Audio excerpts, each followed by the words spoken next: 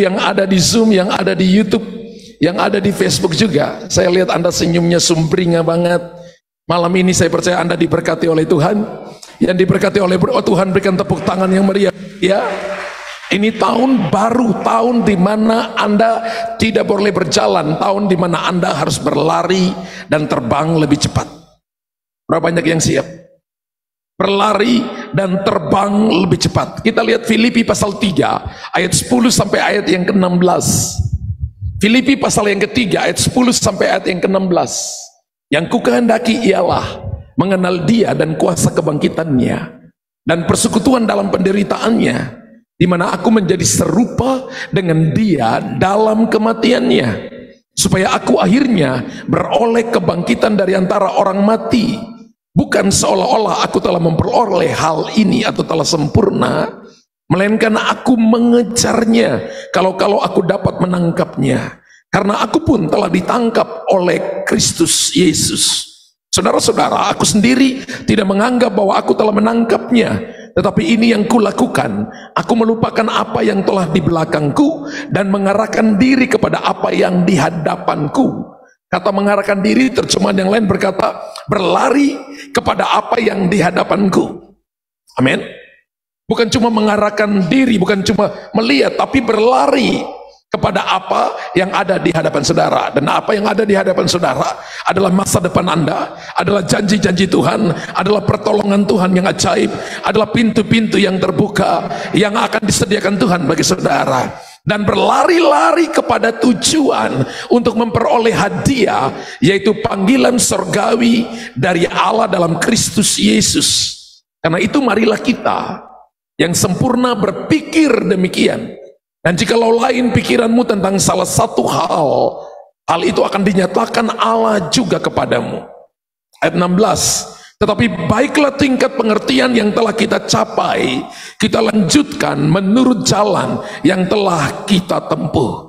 Baca kembali ayat 14 bersama-sama 3. Dan berlari-lari kepada tujuan untuk memperoleh hadiah, yaitu panggilan surgawi dari Allah dalam Kristus Yesus. Kata berlari-lari artinya lari dengan cepat. Kasih tahu kiri kanan, lari dengan cepat. Bapak Ibu, lari dengan cepat untuk apa? Lari dengan cepat untuk panggilan surgawi. Apa panggilan surgawi bagi Anda? Beberapa akan jadi nabi di sini, beberapa akan jadi rasul di sini, beberapa akan jadi gembala, beberapa akan jadi pengajar dan guru, beberapa akan jadi bisnismen, beberapa akan jadi profesor, beberapa akan jadi orang yang akan diberkati oleh Tuhan secara finansial. Anda dapat menjadi orang politikus yang bisa dipercaya. Anda akan diangkat kepada level-level kemuliaan, dan orang, oh Tuhan menyertai engkau. Itu panggilan surgawi kepada saudara. Dan ingat bahwa sorga bukan tempat tinggal kita, sorga bukan tempat Anda dan saya berkuasa. Bumi adalah Tuhan ciptakan untuk kita berkuasa. Jadi saudara dan di muka ini, supaya Anda dan saya melakukan panggilan surgawi dalam Kristus Yesus. Bagaimana kita bisa melakukannya? Maka harus meresponinya dengan cepat. Bukan cuma meresponi, kita harus melakukannya dengan cepat. Katakan amin. Firman Allah berkata sekali lagi, dan berlari-lari kepada tujuan untuk memperoleh hadiah, yaitu panggilan surgawi dari Allah dalam Kristus Yesus. Saya percaya bahwa ketika kita memiliki tujuan, ketika harus memiliki tujuan hidup, karena ada rencana Tuhan dalam hidup kita, amin. Yaitu rencana Tuhan adalah supaya Bapak Ibu dan saya menerima mahkota kehidupan yang telah Tuhan siapkan kepada kita. Tentu untuk mendapatkan mahkota itu, kita harus berlari dan kita harus fokus kepada, katakan amin. Saya percaya bahwa kekristenan itu bukan lari sprint. Lari sprint itu lari 100 meter. Tapi kekristenan itu adalah lari maraton. Ya, saudara jangan berpikir bahwa orang yang sudah tua itu nggak bisa berlari secara rohani. Bisa, karena kekristenan tidak diukur dengan umur. Kekristenan itu Tuhan tidak lihat umur, tapi Tuhan lihat isi hati saudara dan saya. Ibu Tabita ini pelari maraton secara rohani luar biasa. Di saat orang lain pergi, masih bertahan dan masih tetap berlari. Di saat pandemi, masih tetap berlari. Anda dan saya, beberapa daripada Anda yang di Zoom, yang sudah 2 tahun ini masuk ke tahun ketiga, masih bersama-sama dengan kami. Anda pelari maraton.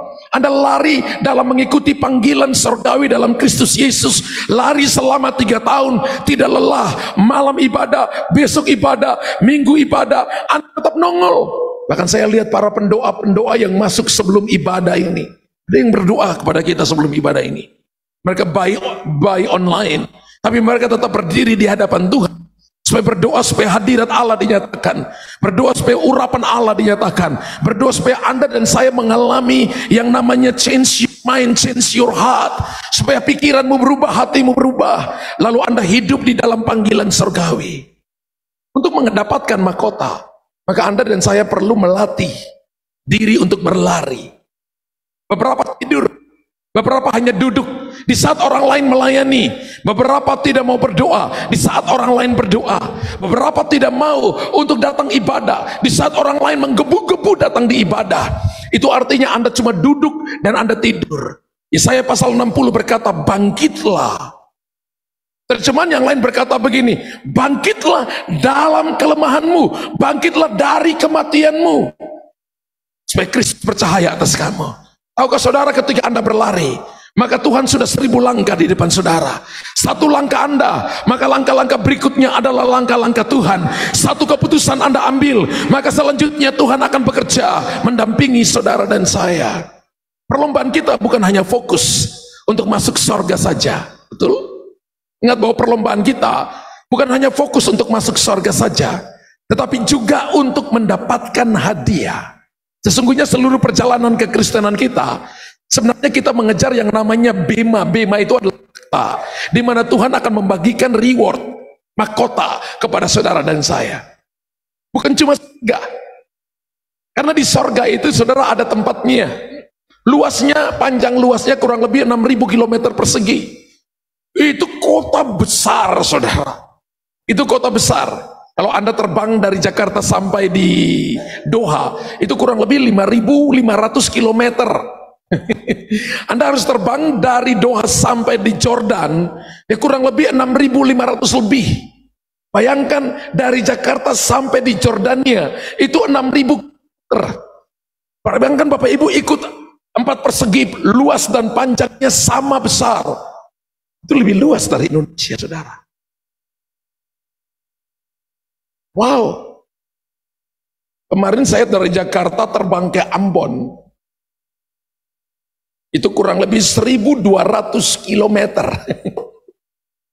Oke, Anda terbang dari Merauke, mungkin sampai di Medan. Ya mungkin sekitar kurang lebih 2.000, mungkin 2.000 km. Lah ini 6.000 km. Wow. Ada yang mau jalan kaki di situ?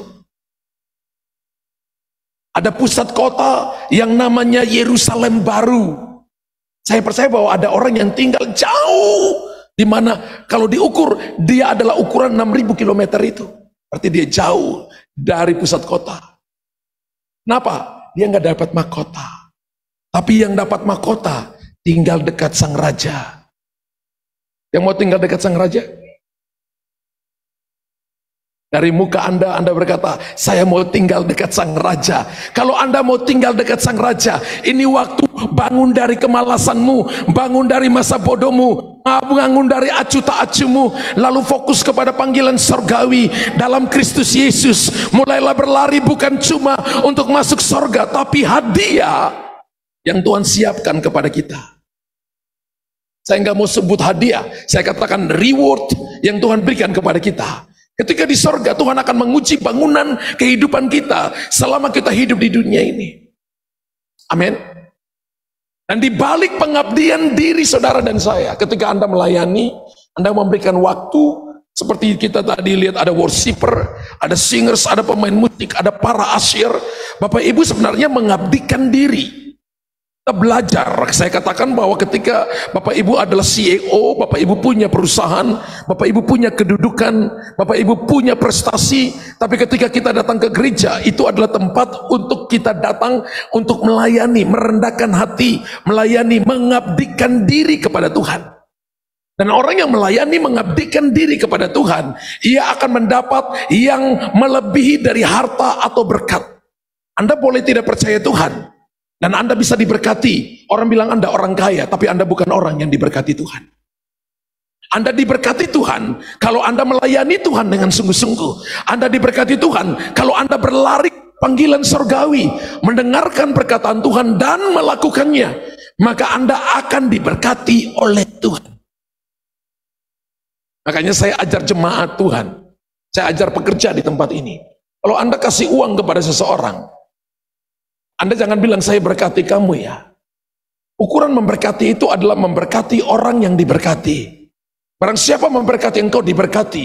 Barang siapa mengutuki engkau dikutuki. Apakah Anda orang diberkati Tuhan? Kalau orang itu bukan orang diberkati Tuhan, dan Anda menolong dia, memberikan pemahaman, berikan nasihat, berikan uang kepada dia, Anda hanya menolong orang itu.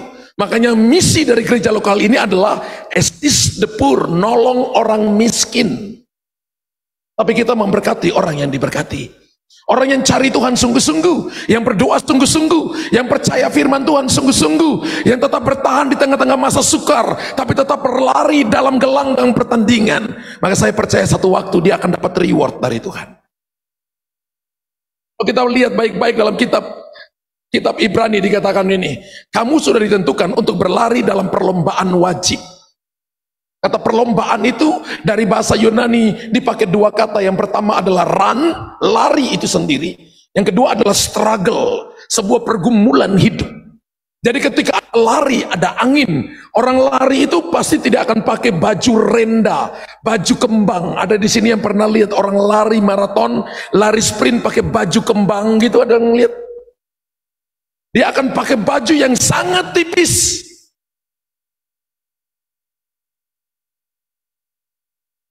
Karena dia tidak mau angin pun. Saudara dan saya, tanggalkan beban dan dosa yang begitu merintangi kita. Menurut Roma 12 ayat 1, dan berlari dalam perlombaan yang diwajibkan bagi kita. Kalau kita mau berlari, maka kita harus tanggalkan beban dulu dan dosa. Tadi saya tanya berapa banyak Anda yang mau dapat mahkota, angkat tangan. Tahun ini adalah tahun untuk berlari lebih cepat, tapi juga terbang lebih cepat. Bagaimana cara memenangkan perlombaan itu? Yang pertama, mengarahkan pandangan ke depan, bukan ke masa lalu.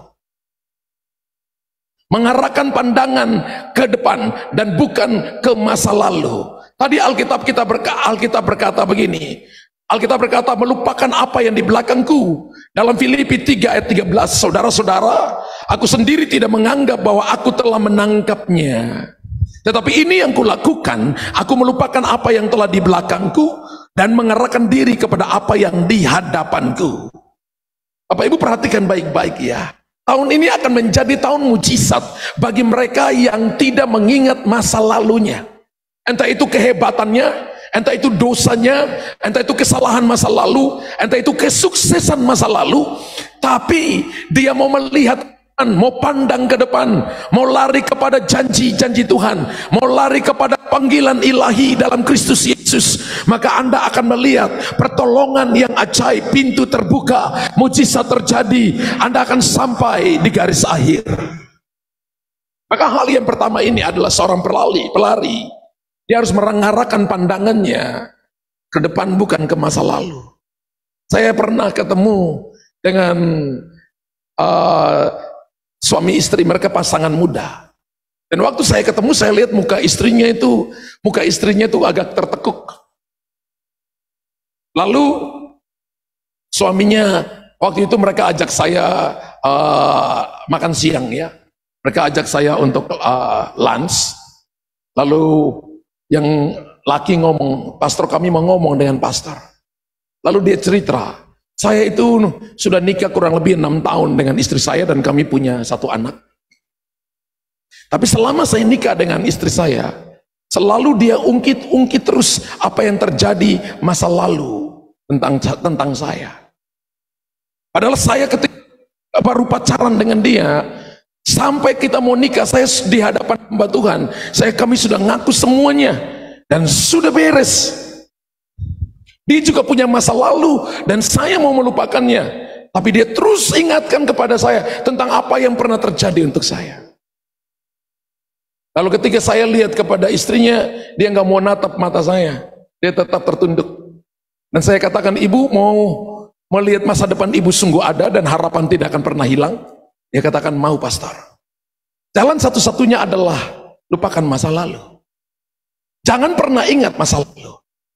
Bapak Ibu perhatikan, seorang pelari yang bijaksana adalah dia akan berlari dan menatap kepada garis akhir, di mana di sana ada medali dan mahkota menunggu dia. Pernahkah Bapak Ibu melihat seorang pelari, dia berlari sambil noleh ke belakang? Ada pelari yang lari seperti itu? Itu lari karena mencuri. Saya lihat di YouTube, ya, dipasang CCTV ketika ketangkap mau curi motor, dan ketika dia lari sampai noleh ke belakang, dan banyak yang ketabrak sama motor, banyak yang ketabrak sama mobil, banyak yang nabrak orang lain, dan yang banyak yang masuk ke dalam got. Mereka nggak pernah dapat mahkota, mereka dapat palungku. You know dapat palungku? Ya. Mereka dapat boge mentah, dihajar karena suka larian noleh ke belakang. Kekristenan kalau Anda dan saya lari sampai melihat ke belakang, Bapak Ibu tidak akan pernah sampai di tujuan. Ada banyak penghalang, bahkan penghalangnya itu bukan orang lain, Anda yang nabrak orang lain. Anda yang jatuh sendiri, tapi Anda katakan gara-gara kamu nggak lihat saya, padahal dia yang nggak lihat orang itu, karena dia suka lihat ke belakang. Orang-orang yang berjalan dan bijaksana dalam Tuhan adalah mengarahkan pandangan ke depan dan bukan ke belakang. Katakan, saya mau berlari, mengarahkan pandangan saya ke depan dan bukan ke belakang. Ini waktunya saya meninggalkan 2022 yang penuh dengan kesan dan begitu banyak hal yang saya alami. Entah itu kebaikan, entah itu kegagalan, entah itu sukses, entah itu hal-hal yang menyakitkan saya. Tapi sekarang itu sudah berlalu. Itu sudah jadi sejarah dalam hidupku. Sekarang 1 menit yang ada di depan saya begitu suci, begitu mulia. Tuhan ada di sana dan itu adalah masa depanku. Aku mau berlari ke sana dan aku mau mendapatkan mahkota kehidupan. Ingat bahwa Bapa di sorga menyiapkan yang terbaik bagi kita. Haleluya. Satu saat saya ketemu dengan seorang CEO dan dia berkata kepada saya gini, Pastor Luther, karena saya katakan Bapak diberkati luar biasa, dia diberkati dengan finansial, diberkati bisnisnya, diberkati, dan dia cerita kepada saya. Dia katakan begini, kurang lebih hampir 8 tahun lalu, semua orang tidak ada yang melihat saya, Pastor. Bahkan keluarga saya menjauhi saya. Tapi hari itu saya datang ke hadapan Tuhan dan saya tahu kenapa saya datang ke hadapan Tuhan. Karena satu-satunya orang yang bisa menerima saya apa adanya dan melupakan masa laluku, menerima saya hari ini dan menjadikan hari ini masa laluku diubahkan menjadi masa depan hanya Tuhan.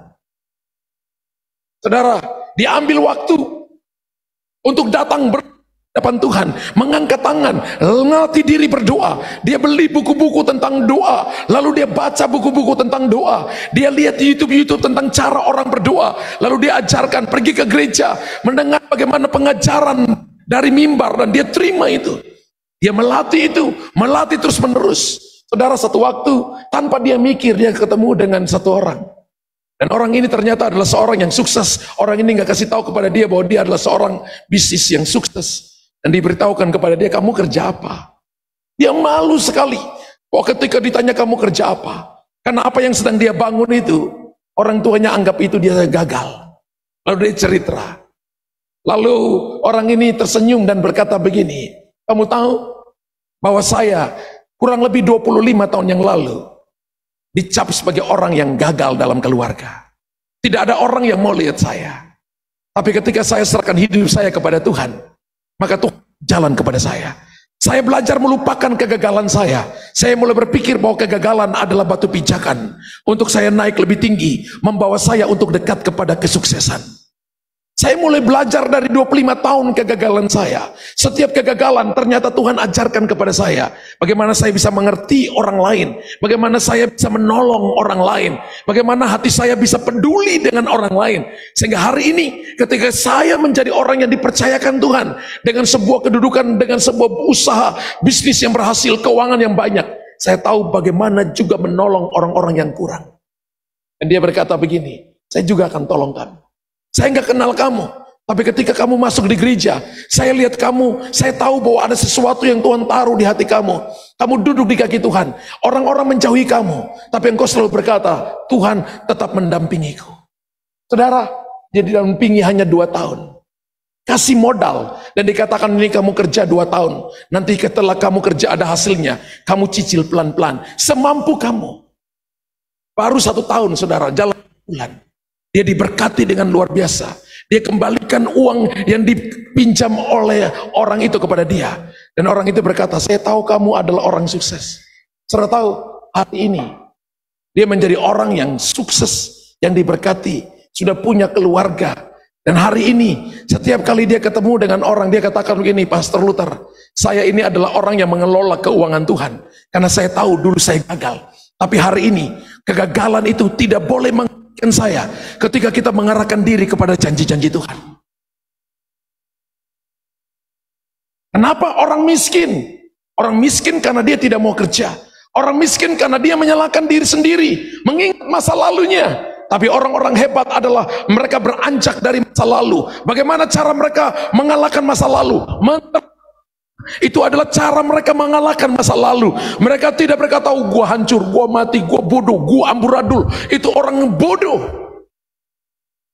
Tapi orang-orang hebat adalah mereka menertawakan setiap masalah itu. Itu adalah cara mereka menjadi sukses. Cara mereka naik lebih tinggi, masuk lebih dalam, berlari lebih kencang, punya kekuatan yang baru. Karena kekristenan adalah lari maraton. Maka Anda harus melupakan masa lalu. Semua kita punya masa lalu yang gak bagus. Semua kita pernah buat salah. Tapi ketika kita masuk di tahun yang baru, ketika kita datang kepada Tuhan, maka Anda harus mengarahkan diri kepada masa depan yang penuh harapan. Bapak sudah menyiapkan yang terbaik dan jalan-jalan yang terbaik bagi saudara. Saya kalau ketemu orang itu, saya selalu lihat orang ini luar biasa. Selalu kalau ketemu dia katakan begini, saya hanya dipercayakan Tuhan. Saya hanya dipercayakan Tuhan untuk mengelola keuangannya Tuhan. Dan saya tahu ceritanya, saya tahu bagaimana dia diperhatikan oleh orang lain, keluarganya tidak anggap dia. Tapi sekarang ini, keluarga besarnya kalau apa-apa datang cari dia. Padahal keluarganya, itu adalah keluarga bisnismen yang diberkati. Tapi sekarang dia lebih diberkati daripada orang tuanya, daripada kakak-kakaknya. Kenapa? Dia mencari Tuhan. Jemaat dengar ini baik-baik. Ketika Anda mencari Tuhan, Anda bukan cuma kaya, Anda diberkati. Anda bukan cuma diberkati, Anda dimuliakan. Kata kuncinya adalah mencari Tuhan. Kan kita sedang mulai dengan kata yang pertama adalah merenungkan firman. Merenungkan itu kan kafa. Kafa itu artinya bahasa doa. Dari kafa itu kemudian kita dapat kata yang namanya bertapa. Dari kata turun dari kata kafa itu, merenungkan itu. Saya beritahukan kepada saudara begini, ketika Anda merenungkan firman Tuhan, duduk dekat kaki Tuhan, mencari Tuhan, ibadah sungguh-sungguh, lalu Anda kerja dengan rajin, Anda nggak akan jadi miskin, Anda akan jadi orang yang hebat, Anda tidak akan mungkin dibiarkan sendiri, Tuhan akan mendampingi Anda. Belajar melupakan masa lalu. Orang bisa buat salah kepada Anda bisa buat salah kepada orang lain, tapi belajar melupakan masa lalu. Itu cara kita menang dalam perlombaan. Yang kedua adalah ikut menjadi pelari atau pelaku dan bukan hanya menjadi penonton saja. Kemarin baru selesai Piala Dunia dan banyak yang nonton. Saya itu nonton setelah partai itu menang, baru besoknya saya nonton. Kenapa? Karena saya perlu bangun pagi-pagi untuk mujizat pagi. Jadi saya tidak bergadang malam. Saya selalu nonton hanya beberapa menit di mana itu menang. Jadi kalau menangnya 2-1, saya cuma lihat gol yang diisi 2-1, saya tahu itu sudah menang. Tapi saya lihat bahwa ada kalanya penonton lebih pintar dari pemain bola. Dalam 1 bulan Piala Dunia, Penonton di Indonesia lebih pintar dari pemain-pemain bola yang profesional itu. Harusnya begini, harusnya bola kirim ke sini, harusnya begini, harusnya begini. Coba suruh dia turun dan lari 2 putaran, maka lidah keluar 5 menit dan pingsan 5 hari. Bapak Ibu harus tahu bahwa kalau Bapak Ibu mau menang perlombaan, kita harus jadi pelari dan pelaku. Kalau Bapak Ibu mau menang dalam kekristenan, maka jangan cuma dengar firman, Bapak Ibu harus terlibat pelayanan. Amin. Bapak Ibu katakan, saya nggak tahu pelayanan apa, masuk tim doa. Saya nggak tahu pelayanan apa, masuk jadi usher. Ada tengah minggu ibadah family cell, terlibat di family cell. Di tempat ini mungkin yang onsite saya nggak bisa doakan Anda semua. Jika Anda pergi ke family cell, gembala-gembala family cell juga diurapi oleh Tuhan. Mereka diurapi dengan karunia-karunia khusus. Mereka bisa menumpangkan tangan atas Anda. Ada solusi yang diberikan kepada yang saudara dan saya cari. Firman Tuhan ada di mulut mereka. Mereka bisa menguatkan Anda, sehingga bisa membawa begitu banyak jiwa datang kepada Tuhan. Tahun ini adalah musim yang baru. Bapak Ibu jangan heran kalau kita lihat ada gembala-gembala family cell, ada para pendoa yang akan nanti sharing, akan khotbah nanti. Bapak Ibu jangan heran karena Tuhan bisa pakai semua orang. Tuhan bisa pakai ayam kampung tegur seorang rasul. Tuhan bisa pakai keledai untuk tegur seorang nabi. Apalagi manusia yang diciptakan segambar dan serupa oleh Tuhan. Tuhan bisa pakai Anda dan saya seturut kehendaknya dan rencananya untuk kemuliaan dan hormat bagi nama Tuhan. Ikut menjadi pelari. Haleluya. Kalau Bapak Ibu lihat para pelari yang latihan itu, mereka nggak lari seperti orang biasa. Mereka lari karena dilatih lari. Jangan jadi penonton. Ini bukan masalah saya sudah lama atau saya sudah baru di tengah jemaat, bukan. Ini masalahnya apakah Anda terlibat atau tidak. Ini masalah apakah Anda bertumbuh menghasilkan buah atau tidak. Bapak Ibu membawa jiwa-jiwa datang kepada Tuhan atau tidak. Karena tujuan kita adalah untuk memperoleh mahkota kehidupan. Jadi kita harus ikut dalam pertandingan. Alkitab berkata pertandingan wajib, perlombaan wajib. Mau atau tidak mau, amin atau tidak amin, haleluya atau haleluya, harus ikut. Ada yang lucu lagi yang larinya masuk finishnya nomor 1, tapi dia larinya siksak. Hore, gue menang. Kira-kira dapat medali atau diketok kepalanya. Itu namanya didiskualifikasi. Ya. Itu tidak tahu aturan main. Seorang pelari dilatih sedemikian rupa sehingga dia tahu bagaimana berlari di gelanggang pertandingan. Paulus katakan, aku bukan petinju yang sembarangan memukul. Dia melatih untuk benar-benar memukul dengan benar. Tahu hook, uppercut, tahu bagaimana untuk dia jab dan sebagainya, dia tahu. Kalau taekwondo adalah balcagi, dolicagi, naricagi, dan wicagi, macam-macam. Ya. Tapi kalau saudara belajar Alkitab dengan berkata dengan baik bahwa kalau kita nggak pernah jadi pelari, pelaku firman, maka kuasa mujizat Allah tidak akan terjadi. Pertama, yang kedua adalah Bapak Ibu tidak dapat mahkota kehidupan. Sebagai orang percaya, bukan hanya menjadi penonton saja, tapi kita harus ikut serta dalam mengambil alih dalam bagian demi bagian untuk memenangkan pertandingan untuk memperoleh mahkota kehidupan. Amin. Bapak Ibu nggak bisa ambil porsi gembala, tapi Bapak Ibu bisa ambil bagian Anda. Karena kita tubuh Kristus. Mungkin gembala itu adalah bagian mulut. Gembala itu mungkin bagian misalnya tangan kanan. Tapi saudara dan saya tangan kiri. Amin. Ada yang isi jantung, ada paru-paru, ada yang isi sel-sel yang kecil dari tubuh saudara. Dan firman Allah berkata begini, ketika kita ditempatkan pada bagian masing-masing dan berfungsi, maka saya percaya akan menghasilkan sesuatu yang powerful. Yakobus 1 ayat 22 dan 24 berkata, hendaklah kamu menjadi pelaku firman dan bukan hanya pendengar saja. Alkitab dengan jelas berkata, bukan hanya pendengar saja. Kasih tahu kiri kanan, jangan cuma dengar firman, jadi pelaku firman. Jangan penonton, jadi pemain, jadi pelari. Sebab jika tidak demikian, kamu menipu diri sendiri. Kalau cuma masuk gereja dengar firman, kalau datang cuma ibadah by online, by Zoom, by Facebook dan YouTube, dengar firman tapi tidak melakukan firman, maka menipu diri sendiri. Tapi ketika Anda dengar firman, untuk mengampuni dan Anda mengampuni, untuk melupakan dan Anda melupakan, untuk Anda terlibat dalam pelayanan dan Anda terlibat dalam pelayanan, maka Anda memuliakan Tuhan.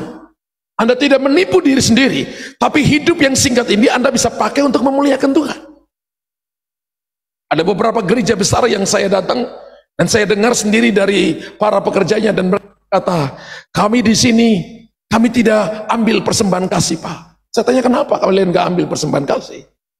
Dia katakan begini, bahwa kami diajarkan bahwa kami hidup ini berhutang dengan Tuhan.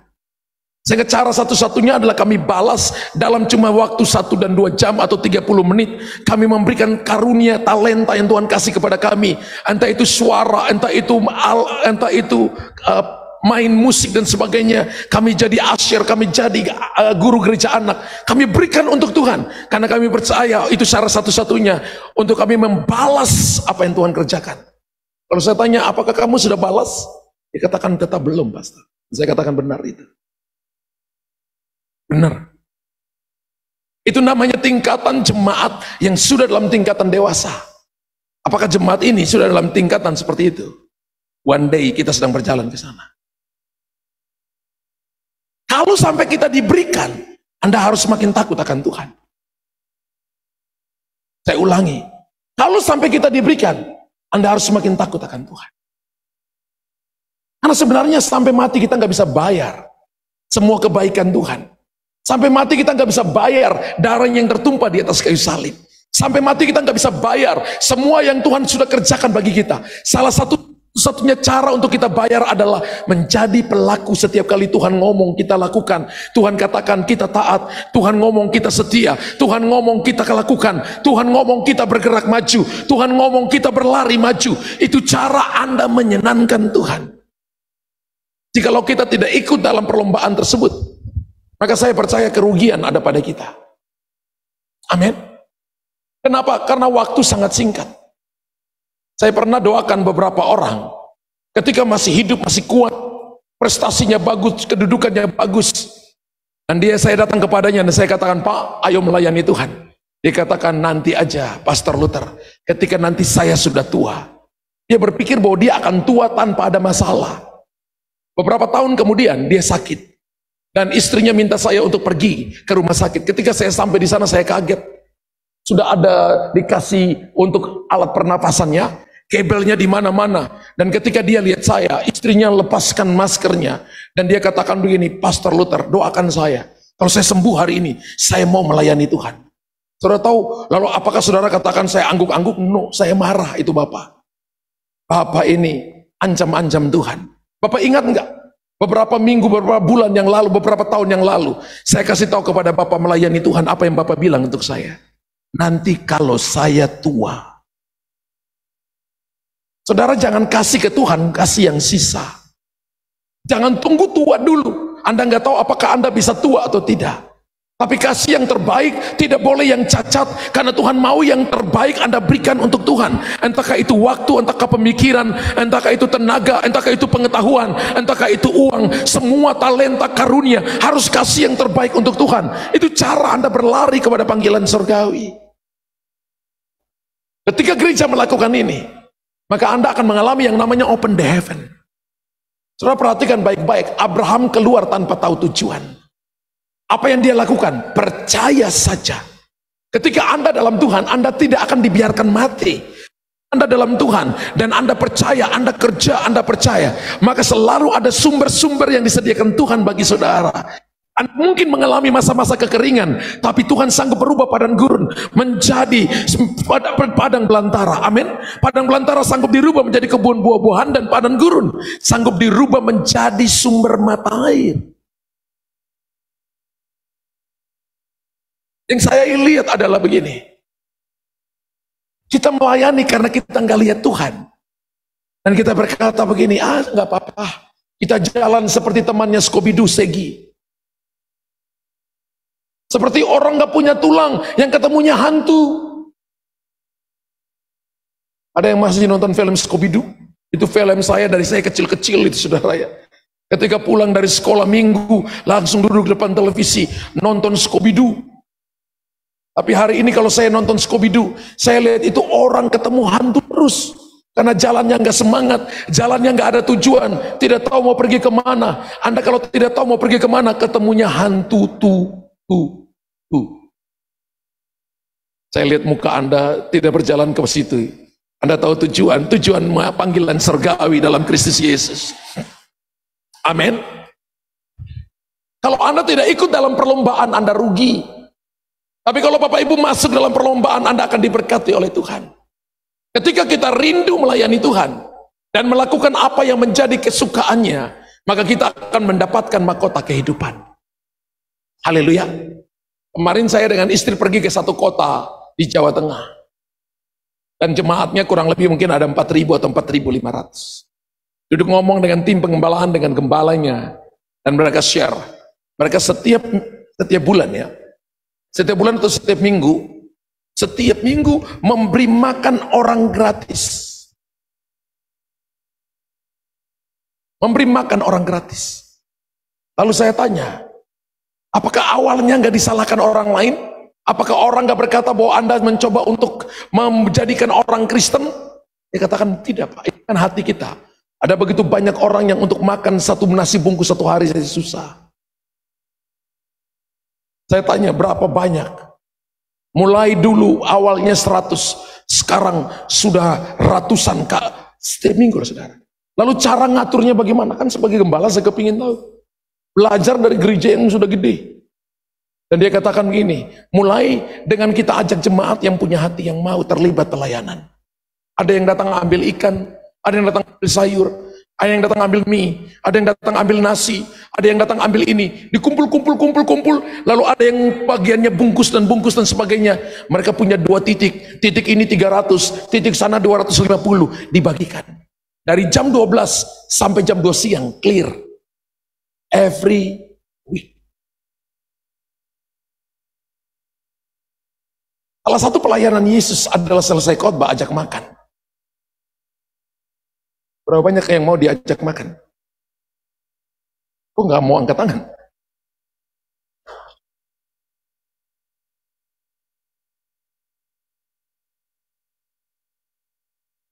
Ketika saya dengar itu seperti panggilan yang Tuhan taruh di hati saya.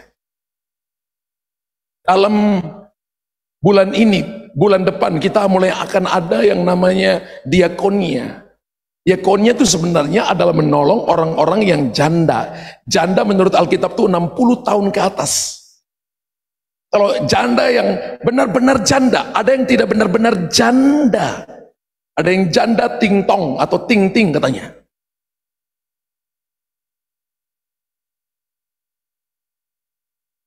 Jadi janda 60 tahun ke atas itu dibantu. Tapi gereja akan membantu pertama orang-orang yang hidup seiman dulu, baru kita membantu orang lain. Makanya rekomendasi dari mana? Dari family cell. Anda harus datang kepada gembala family cell. Kalau malas ikut family cell, Anda nggak dapat. Saya kasih tahu kepada gembala family cell, minimal kehadirannya 75% ke atas. Berarti kalau 1 bulan 4 minggu, maka Anda harus hadir 3 kali. 1 kalinya mungkin karena urusan kantor, urusan mana, Anda nggak datang. Karena gereja sesungguhnya ada di family cell. Yang begini ini cuma celebration, ketemu ay dan sebagainya. Ini cuma celebration. Sesungguhnya ada di family cell. Amin. Janji Tuhan bukan hanya keselamatan. Janji Tuhan itu bahkan lebih, yaitu Tuhan ingin kasih kepada Anda mahkota yang Dia sudah sediakan kepada Anda. Itu seperti Tuhan girang dengan saudara. Tuhan ingin memberikan sesuatu kepada Anda, ingin memuliakan Anda. Haleluya. Sebenarnya khotbah ini bagi mereka yang bertobat sungguh-sungguh, yang sudah ikut Tuhan sungguh-sungguh. Saya percaya bahwa dalam kehidupan kita ini, pastikan bahwa kita ikut serta dalam pertandingan, dan Anda dan saya bukan penonton. Supaya ada sebuah, menurut bahasa daripada Rasul Paulus adalah kita sama-sama berlomba. Rasul Paulus berkata, aku cemburu dengan engkau dengan cemburu ilahi. Karena aku telah mempertunangkan engkau dengan satu laki-laki. Rasul Paulus sedang bicara bukan genders. Dia sedang bicara tentang sebuah alam supranatural, manusia rohani, pneumatikos. Kita ini tidak gender. Kenapa laki? Kenapa perempuan? Tidak ada masalah laki perempuan di sini. Anda harus hidup berlomba mencari Tuhan sungguh-sungguh. Ketika Anda berlomba mencari Tuhan sungguh-sungguh, pasti Tuhan akan percayakan Anda. Anda akan diangkat tinggi oleh Tuhan. Kalau manusia bisa percaya kepada Anda, maka Tuhan pun akan percaya kepada Anda. Bagaimana caranya? Supaya kita tidak jadi penonton. Maka fokuslah pada perkara Tuhan. Katakan, saya mau fokus kepada perkara Tuhan. Supaya tidak jadi penonton, fokus kepada perkara Tuhan. Semua kita pasti punya masalah. Amin. Orang yang paling rohani pun pasti punya masalah. Tapi kalau Anda fokus kepada perkara Tuhan, maka Anda akan dapat yang terbaik. Ketika kita berurusan dengan perkara Tuhan, maka kita sedang dalam mempersiapkan untuk menerima mahkota yang terbaik dari Tuhan. Dan ketika Bapak Ibu dan saya ikut dalam perlombaan iman, perlombaan dalam panggilan ilahi itu, maka kita akan mendapatkan mahkota-mahkota yang Tuhan janjikan kepada kita. Ada 5 mahkota. Tapi saya tidak jelaskan, saya pernah khotbah ini kepada Anda. Bapak Ibu bisa masuk di YouTube dan Bapak Ibu tulis tentang 5 mahkota yang pernah saya khotbahkan. Tapi saya cuma lewati saja. Mahkota yang pertama adalah mahkota kebenaran. Mahkota kebenaran itu kita dapatkan ketika saudara dan saya beberapa kali jatuh terus, tapi Anda bangkit kembali. Anda gagal, tapi Anda mau percaya Tuhan. Anda tetap percaya bahwa Dialah jalan kebenaran dan hidup. Saya percaya Anda akan bangkit kembali. Anda akan berlari kembali. Mungkin jalan yang Anda lalui licin, jalannya sempit, jalannya terjal, jalannya begitu dalam, masuk ke dalam, jalannya melalui lembah-lembah kekelaman. Jangan takut. Anda ketika melewati itu, Anda akan dapat mahkota kebenaran. Yang kedua, Anda akan dapat mahkota abadi. Mahkota ini disediakan kepada orang-orang ketika dia orang percaya, tidak hanya fokus kepada berkat dan diri sendiri, tapi dia memikirkan jiwa-jiwa yang belum diselamatkan. Mahkota abadi ditaruh di kepala Anda. Ketika saudara dan saya memikirkan suamimu yang belum bertobat, berdoa kepada suamimu yang belum bertobat, istri yang belum bertobat, anak-anak yang belum bertobat, teman-temanmu yang masih mabuk-mabukan, yang masih nakal, yang hidupnya tidak tahu arah, tidak tahu tujuan. Ketika Bapak Ibu doakan mereka dan mereka bertobat, satu waktu nanti Anda dapat mahkota abadi. Gereja ini harus diisi penuh, karena ini adalah tempat perebutan, dilatih untuk merebut mahkota. Bukan cuma gembala FC, tapi semua saudara dan saya. Dan saya lihat beberapa mulai bergeliat, beberapa anak-anak muda mulai bergeliat dalam gereja lokal ini. Yang saya lihat di Zoom, mulai beberapa daripada jemaat yang ada di online mulai bergeliat untuk membawa jiwa-jiwa datang kepada Tuhan. Karena mereka sedang mengejar yang namanya takhta bema, di mana mereka akan menerima mahkota abadi. Haleluya. Mahkota ketiga adalah mahkota sukacita. Mahkota yang saudara dan saya akan dapatkan ketika kita menuai jiwa dalam pelayanan. Wow.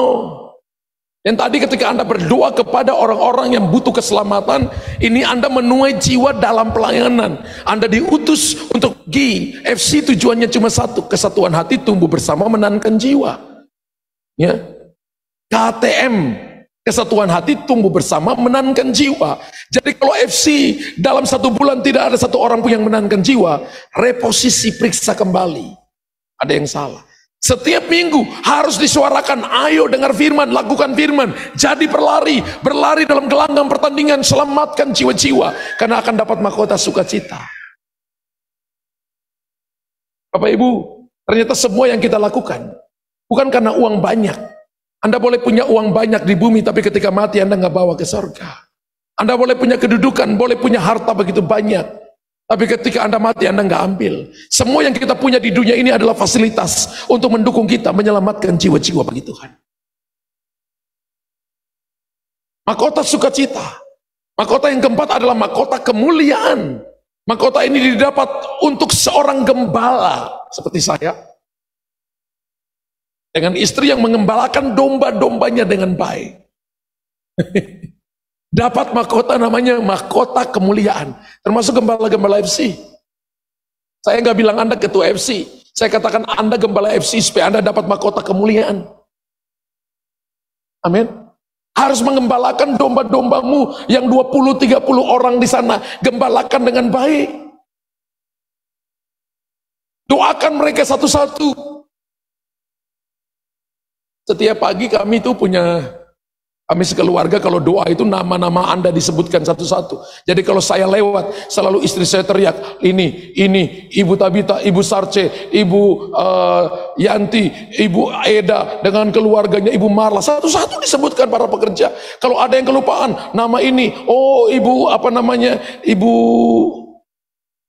Salma, semua disebutkan, yang pekerja-pekerja, dari mimbar, dari belakang semua, yang di Jakarta semua, yang termasuk yang melayani secara online, disebutkan satu-satu. Yang namanya tugas gembala, ada kalanya saya bilang Anda juga belum tentu Anda bisa lakukan. Tapi kalau doa, maka Tuhan akan atur hidup saudara. Mahkota kemuliaan akan diterima oleh gembala-gembala yang mengurus domba dengan baik, yang mendoakan mereka, menjaga mereka, sehingga mereka tidak tersesat. Mahkota yang kelima itu adalah mahkota kekal. Mahkota yang kita dapat untuk hidup kekal selamanya. Mahkota ini kita dapat ketika kita berjalan tiap hari sesuai firman Allah. Ketika Anda berlari dalam aturan-aturan yang sudah ditentukan. Ada kalanya Tuhan izinkan kita dalam satu rumah, untuk kita mengikuti sebuah aturan. Dan Bapak Ibu harus menyesuaikan diri. Anda pergi dari perusahaan A ke perusahaan B, berbeda aturannya, perusahaan A dan perusahaan B. Kita yang datang kerja di sana harus menyesuaikan diri. Gereja juga adalah organisasi. Gereja bukan cuma organisme. Gereja yang kudus dan am, kata am itu Yunani adalah personal. Gereja yang am dan kudus, gereja yang kudus dan am. Gereja yang personal, gereja yang pribadi. Yang pertama gereja itu organisme, yang kedua gereja itu organisasi. Yang ketiga gereja itu adalah bangunan fisik seperti ini. Dan yang keempat gereja itu adalah gereja secara universal, yaitu kita ini tubuh Kristus, Yesus kepala, kita tubuh Kristus. Jadi kalau kita bicara tentang gereja, kita nggak boleh bicara cuma dari satu sisi, karena itu kita cuma bicara pilar. Kita harus bicara gereja secara utuh. Gereja itu organisasi, organisme, gereja itu bangunan fisik, dan gereja adalah tubuh Kristus. Kita harus saling menghargai satu dengan yang lain. Amin. Makanya bangunan ini saya kasih tahu kepada tim engineering. Satu bocor pun selesaikan. Satu retakan pun selesaikan. Tidak boleh sampai karena ini rumah Tuhan.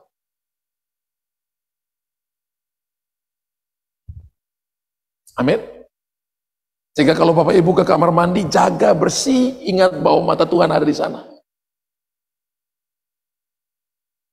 Haleluya. Ini kan semua ruangan ada CCTV, tapi yang nggak ada adalah di kamar mandi, kan nggak boleh ada. Makanya kita jaga dengan baik. Mahkota kekekalan diberikan kepada mereka yang berjalan sesuai dengan firman Tuhan, melakukan firman Tuhan. Nah, saya percaya dalam hidup kita harus tetap setiap saat harus percaya bahwa saya, Anda, kita semua ini sudah putuskan diri untuk berlari dalam jalan, berlari dalam aturan-aturan Tuhan, pada jalan-jalan Tuhan. Walaupun terkadang ada begitu banyak jalan-jalan sempit, jalan-jalan yang tajam penuh dengan batu-batu. Tapi saya percaya Tuhan akan nuntun setiap jalan kita. Perjalanan orang benar itu adalah semakin hari semakin terang hingga rembang tengah hari. Berarti ada kegelapannya. Semakin hari semakin terang, dari gelap menuju terang, lama-lama tambah terang, lama-lama tambah kilau, lama-lama tambah bersinar, lama-lama tambah kinclong.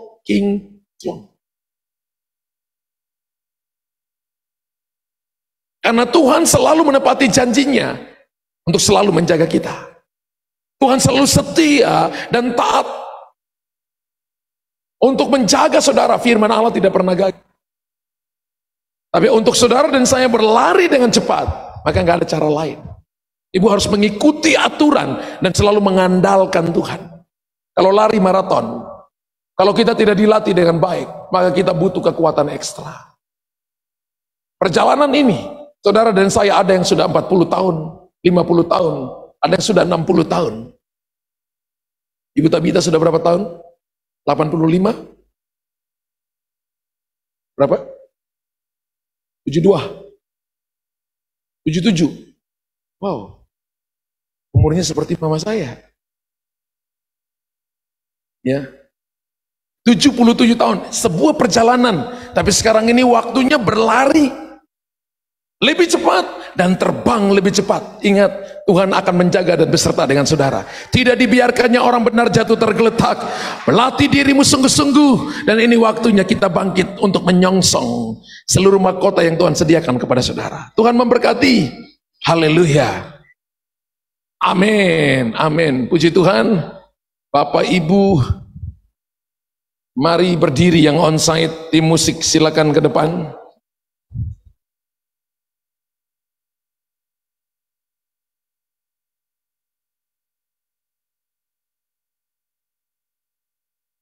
Haleluya. Tuhan, hamba berdoa malam ini firman-Mu sudah disampaikan. Materaikan firman-Mu, jadikan firman-Mu kekuatan. Biarlah kami mau berlari Tuhan. Di awal tahun ini kami nggak mau mengasihani diri sendiri, tapi kami mau latih roh kami, melatih jiwa kami, tubuh kami untuk berlari pada panggilan surgawi dalam Kristus Yesus. Kami tidak mau melihat ke belakang, kami juga tidak mau jadi penonton, tapi kami mau terlibat, kami mau lihat perkara-perkara Tuhan. Hamba berdoa materaikan firman-Mu in the name of Jesus. Berdoa kepada Ninik